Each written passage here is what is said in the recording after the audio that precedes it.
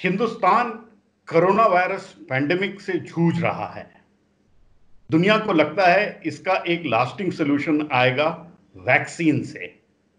प्रधानमंत्री नरेंद्र मोदी ने एक आवाज में कहा कि भारत के वैज्ञानिकों को अपना वैक्सीन बनाना चाहिए। मेरे साथ हैं डॉक्टर रेणु स्वरूप, वो खुद एक वैज्ञानिक हैं और डिपार्टमेंट ऑफ बायोटेक्नोलॉजी की सेक्रेटरी हैं, और जो टास्क फोर्स बनी है और जो प्राइम मिनिस्टर ने जो दायित्व दिया है वो इन्हीं के मजबूत कंधों पे रखा है। रेणु जी, भारत की तरफ से भारत के अपने एफर्ट्स में, जिसको हम देसी एफर्ट्स कह सकते हैं, वैक्सीन की, कोरोना वैक्सीन बनने के लिए क्या तैयारी हो रही है और कितने बढ़ गए आगे हम? धन्यवाद पल्लव। ये बहुत इम्पोर्टेंट है कि हम अपने देश के बाकी लोगों को बताएं कि जो हमारे प्रधानमंत्री जी ने हमें एक बहुत इम्पोर्टेंट कॉल दिया है हमारे वैज्ञानिकों को कि आगे आके वो एक वैक्सीन डेवलपमेंट करें, उसके लिए हमारे वैज्ञानिक कितने हद तक तैयार हैं। मैं ये आपको बताना चाहती हूँ कि जितने भी हमारे इंडस्ट्री और एकेडमिक इंस्टीट्यूट्स के वैज्ञानिक हैं जो वैक्सीन डेवलपमेंट में काम कर रहे हैं, उन्होंने इकट्ठा होके अपने अपने जो भी उनके प्लेटफॉर्म्स थे उनको यूज करके कोरोना वायरस के लिए कैंडिडेट्स ढूंढ के उसको आगे ले जाने का काम शुरू कर दिया है। कितने हमारे कितने पास कैंडिडेट हैं हमारे पास अभी?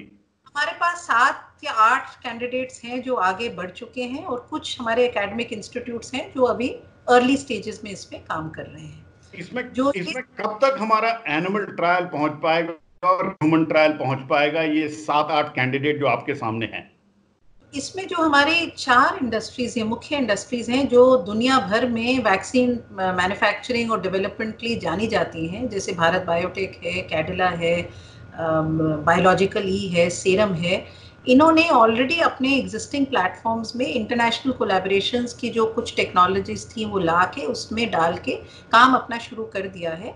ये एनिमल स्टडीज़ में कुछ हफ्तों में काम शुरू हो जाएगा, और ये बहुत तेज़ी से हम उम्मीद करते हैं कि जैसे उसका ट्रायल का डेटा आ जाएगा, ये हमारी ह्यूमन ट्रायल्स के लिए आगे चला जाएगा।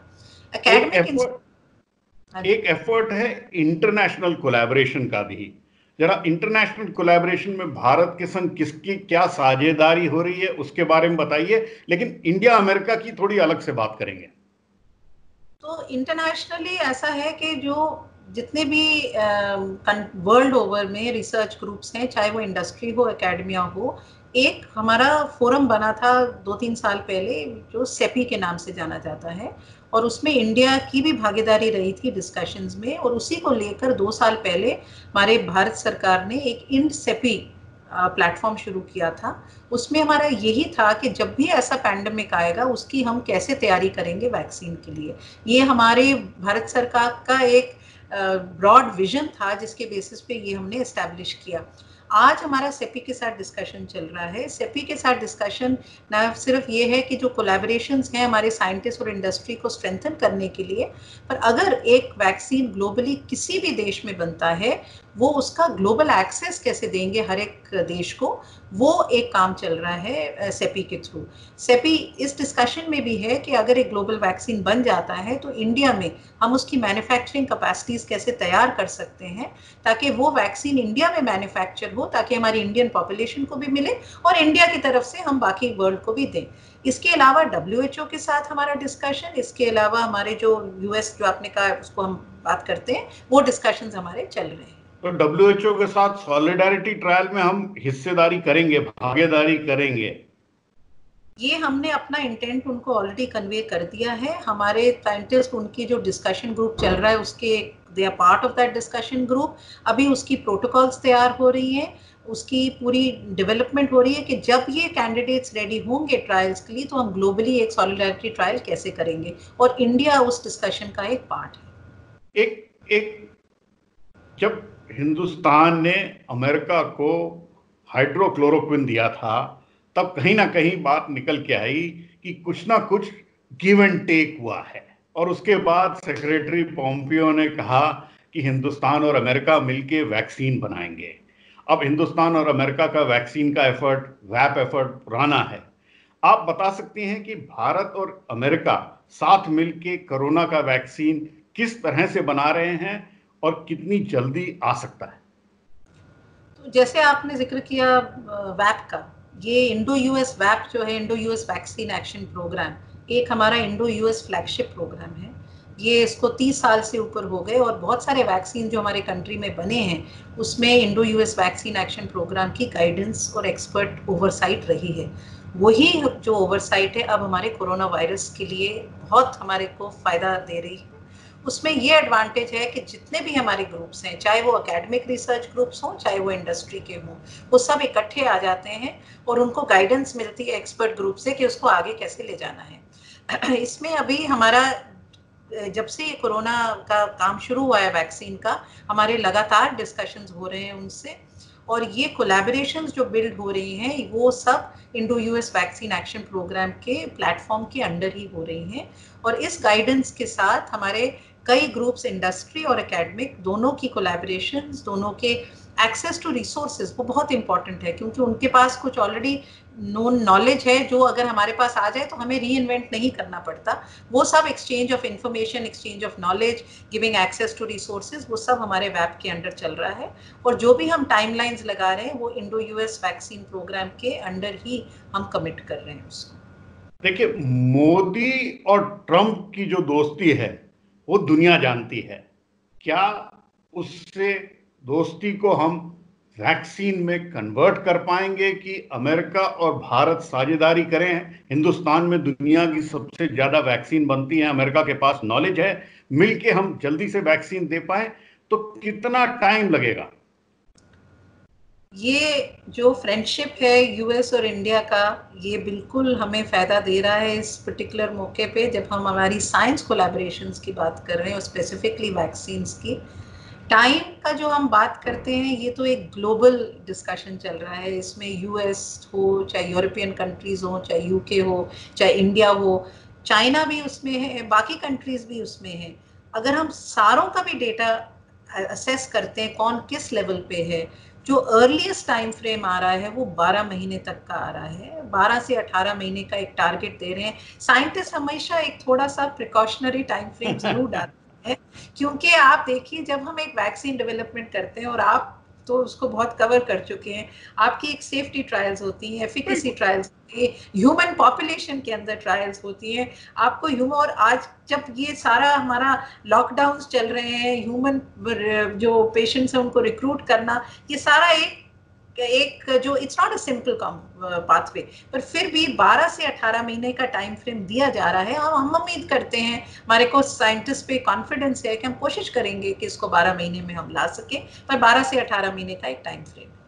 एक एक ऑक्सफोर्ड यूनिवर्सिटी के साथ बात चल रही है वैक्सीन बनने की। कोई पुणे की कंपनी है, उससे शायद उनकी बातचीत है, थोड़ा उसके बारे में बताइए और उस वैक्सीन का क्या नाम है?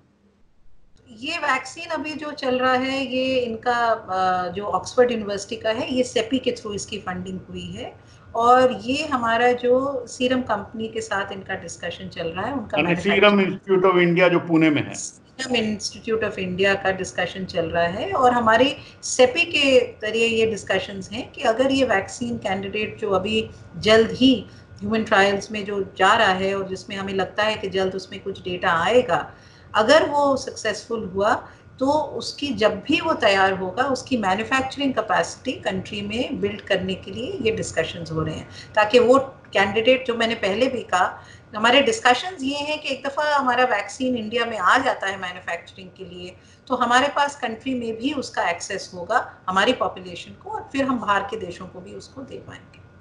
एक और बात चल रही है कोरोना को कंट्रोल करने के लिए, बीसीजी वैक्सीन जो टीबी का वैक्सीन है, मिलियरी टीबी में यूज होता है, उसको यूज करने की।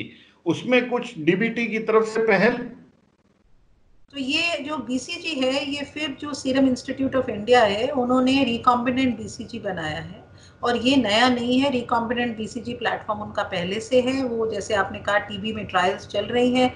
ये एक नॉर्मल वैक्सीन जिसको कहते हैं उसमें नहीं है, ये एक इम्यूनो बूस्टर है बेसिकली, और बीसीजी वैक्सीन तो सब लोगों को मिला ही रहा है पहले।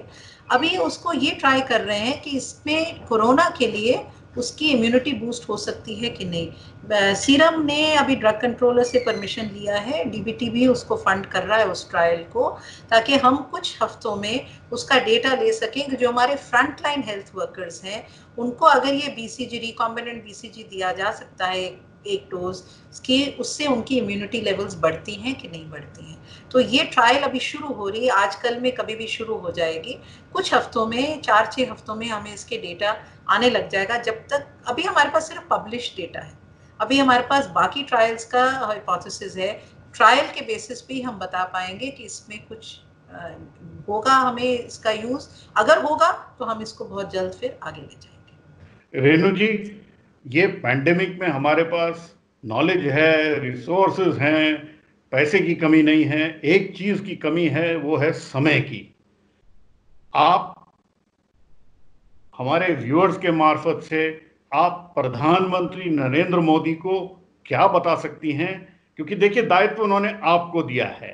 130 करोड़ जनता के लिए वैक्सीन डिलीवरी आपके कंधे के ऊपर है कि हम जल्दी से जल्दी कब ट्रायल शुरू करेंगे एनिमल, कब पहला ह्यूमन, और कब कैंडिडेट आ पाएगा। अंत में इसको जिस्ट में बताइएगा। ये हम पूरी तरीके से जानते हैं पल्लव, और हमारे साइंटिस्ट इसके लिए पूरी तरह से तैयार हैं, मैं यही कहना चाहती हूँ। और ये जो एक कॉल आई है प्राइम मिनिस्टर से, उसको हम लोग बहुत बहुत सीरियसली ले रहे हैं। उसको हमारे साइंटिस्ट एक पूरे विगड़ के साथ आगे ले जा रहे हैं, चाहे वो एकेडमिक रिसर्च ग्रुप्स हों, चाहे वो हमारे इंडस्ट्री हो। इस मौके पर जब हम देख रहे हैं कि ये पैंडेमिक ग्लोबली हमें पूरा ग्रिप किए हुए हैं, इसमें ना तो कोई एकेडमिया है और ना इंडस्ट्री है, साइंटिस्ट हैं, सब इकट्ठे होके, एकजुट होके इस वैक्सीन बनाने में लगे हैं, कंट्री में भी, ग्लोबली भी। और हम सिर्फ सबको रीअश्योर कर सकते हैं कि हमारी पूरा एफर्ट जा रहा है कि जल्द से जल्द हम इस वैक्सीन को तैयार करें, क्योंकि हम जानते हैं कि वैक्सीन ही एक सोल्यूशन है जिससे हम इस पैंडेमिक को कंट्रोल करके सोसाइटी को, सिटीजन्स को एक इस कोरोना वायरस से बचा सकते हैं। तो हमारा पूरा, मैडम जल्दी से टाइम बताओ, टाइम नहीं है, कितना टाइम लगेगा? 8 महीने, 6 महीने, 5 महीने, 12 महीने?